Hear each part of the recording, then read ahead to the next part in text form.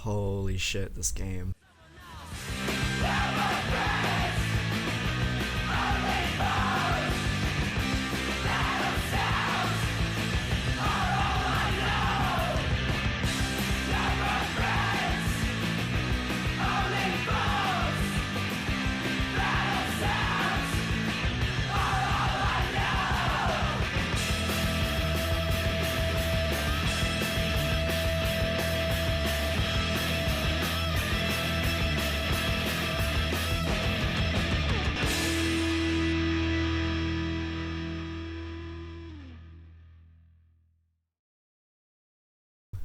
Imagine Dead Rising on crack meets Mirror's Edge on crack. That's this game in a nutshell.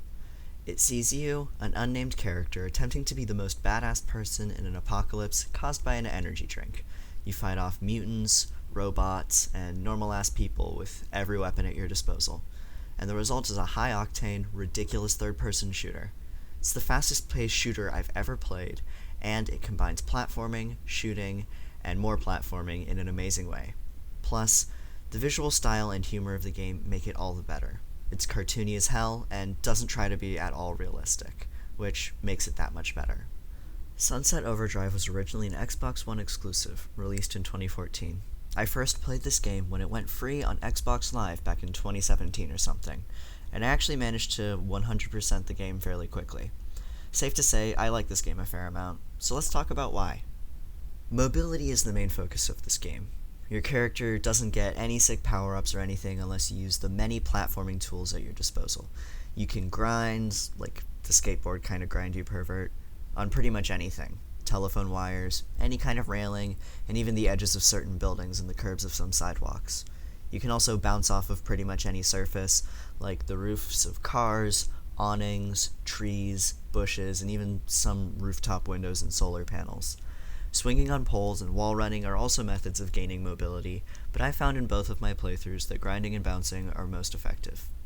There's a style meter that's linked with certain power-ups called amps, and the higher your style is, the more amps activate and the stronger they are. You gain style through things like killing enemies and having long chains of movement in which you don't touch the ground.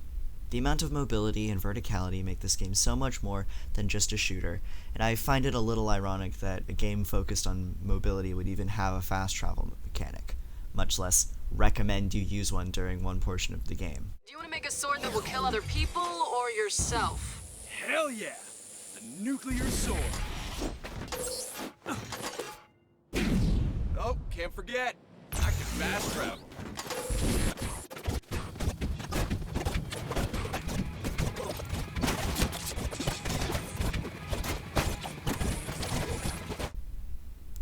The movement is surprisingly simple, too, requiring only a single button to grind, wall run, or vault off of something, making it really easy to stay in the air once you get a hang of the controls. The shooting isn't a focus at all. It's much more of a game about mobility and combos, and then also demolishing giant hordes of enemies whenever you can. There would be pretty large stretches of the game where I just wouldn't use my guns, and I wouldn't realize it. The melee in the game is a lot easier to control and in some sections more convenient to use. Does that mean the shooting is bad? Kinda. Do I care? No. Why? Because the guns are fun as hell to use when you get around to using them. Literally the first gun you get in the game is a dick-shaped shotgun called the Flaming Compensator. From there, you get such gems as the TN Teddy, a grenade rocket launcher that shoots teddy bears that explode. The Dude, a gun that shoots bowling balls, and a slew of ridiculous-looking and equally destructive weapons. That's why we're going back. What if I say no? God damn it, this game has no business being this funny. Hold fast, we're coming about! I personally don't find the shooting in this game nearly as fun as some of the other mayhem you can cause. Personally, I like blowing up my enemies rather than shooting them, like with bullets. Since you have so many amps at your disposal, and you can literally make jumping on cars and bushes cause an explosion, I see little point in relying on guns.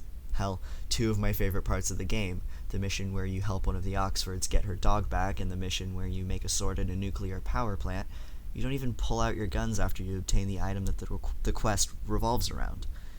In a game all about mayhem, simple guns and bullets just don't cut it enough of the time. My favorite weapon in the game is by far the shield buddy. Basically, the longer you hold the trigger before deploying the shield, you charge up a bunch of small explosives that do a fair amount of damage.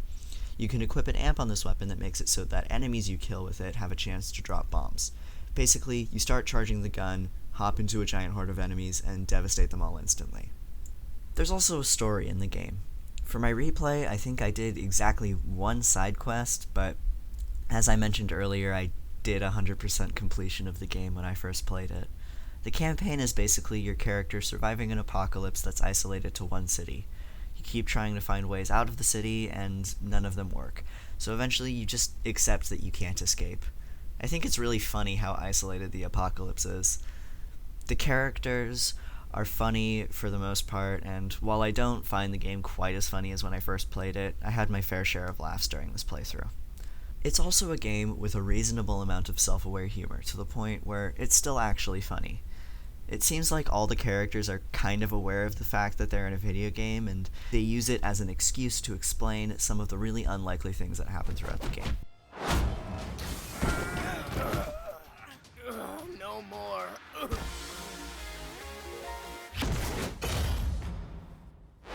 Real cream is in a garbage truck, but they didn't know where. Truck, huh?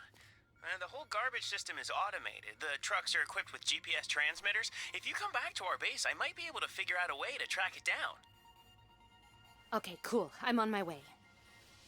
Wait, how do we communicate with Sam when neither of us is holding a phone? Technology. Oh, for fuck's sake. Let's not complicate things by poking holes in the way we deliver the story, okay? Oh, okay then. I'm gonna go back to the base and be magically gone by the time you have control. Fine by me. That's not weird at all. It doesn't get into Deadpool levels of fourth wall breaks, which I find really fortunate because fourth wall breaks, when done excessively, can get to be so annoying. The character design is top-notch. The game doesn't take itself seriously, and neither should you. The first time I played through this game, I actually did try to take myself seriously, but this time around, I decided to just try and make the goofiest looking character I could. This was the result. Despite not taking my character creation seriously at all, I still spent so much time in the character customization that I not only had to turn it all into a time-lapse in order to show it, but in order to keep it into a reasonable amount of time, I had to speed it up by over 1,000%. And even then, there's still a ton of footage. The other characters you encounter through the game have the same level of uniquity in terms of design. There's a faction of preppy college kids, there's a faction of samurai scouts led by a quadruple amputee, there's a faction of LARPers who use real weapons but pretend like it's still the Middle Ages, and there's a group of cheerleaders in Day of the Dead makeup who kill people to take care of sick kids in a hospital. I'm not making any of that up. The characters within each of the factions you work alongside are all funny and unique in their own way. I especially like how they got the voice actress who plays Jaina in World of Warcraft to voice one of the LARPers. I had to do an auditory double take when I heard her voice. My name is Wendy, and I'm the only one. Hey, wait, hold on, I know that voice. Is that Jaina? Wait a minute, that's Jaina, isn't it? Oh my god, I need to look this up. Food and medicine. Got it. Real food and medicine and maybe a shrink dressed as a cleric or something? Seriously, he needs your help. I'm worried for him. Just like with any game, though, it has bad stuff too. Although, to be honest, the flaws of this game aren't actually that glaring. Sometimes the humor is a bit juvenile, and I personally think the game should have tried for a T rating instead of an M rating by maybe toning down the gore and language a little bit, because this game appeals to middle schoolers and high schoolers a lot more than adults and almost adults. They drop curse words in all the dialogue like it's nothing, and I think that hurts the game. Not a ton, mind you, but it made the game less accessible to the audience it mostly appealed to by slapping an M rating on it. For the most part, I don't care about ESRB ratings because I'm already 17 and I can get whatever games I feel like at this point. But I think just for the sake of the game, it would have gotten a lot more exposure if they toned down the M-rated aspects. There are some bugs, too, but not that many. There was only one I was able to record, and it's this.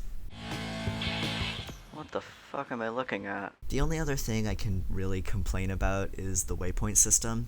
Sometimes waypoints just don't show up, which is really frustrating. In general, the game doesn't do the best job of marking your objectives, so it can get really tiresome trying to find them, especially if the thing you're trying to find is small or hidden away somewhere obscure. Oh, you thought I was just gonna forget about the soundtrack?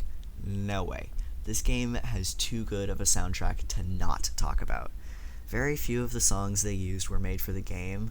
A lot of the songs they just got the rights to. After all, Insomniac teamed up with Microsoft of all people to develop this game, but the songs that are original were all done by indie bands. I was actually introduced to some of my favorite bands because of this game. Fiddler's first album is one of my favorite albums ever. I even bought it on vinyl like a total hipster who doesn't know how to manage income. And, wouldn't you know, they used a Fiddler song during a mission.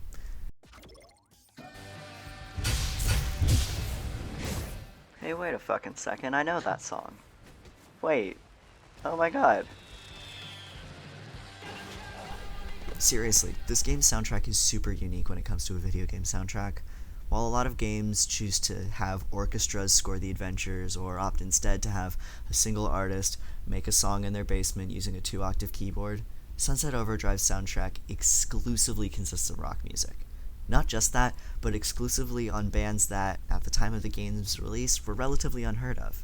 It probably isn't that big of a stretch to say that the game gave a lot of these bands just the right amount of exposure that they needed. Also, Meat Market did a kick-ass job with that opening title. I just thought I'd mention that. They wrote lyrics that are actually relevant to the game, which is even better. The garage band roughness of all the songs really adds nicely to the mayhem of the game. And now for some final thoughts. It's safe to say that I really like this game. It has a lot of elements that are really strong about it, and it's an absolute blast to play. Everything in this game is completely handcrafted and original. Every building is unique from the others, and you can tell exactly where you are in relation to another area. This game is anything but subtle. The enemies are bright and colorful, even the ones dressed all in black. The game has a very fast pace in terms of moment-to-moment gameplay. The combat is genuinely exciting to the point where I looked for trouble in between missions, and visually it's a very appealing game.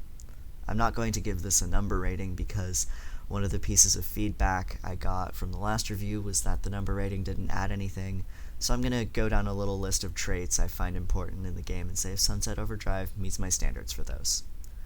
Story. Sunset Overdrive does fine. It tells an average at best story, but in an entertaining way.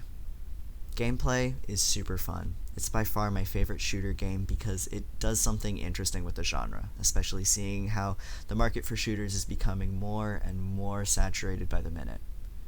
Graphics, wonderful.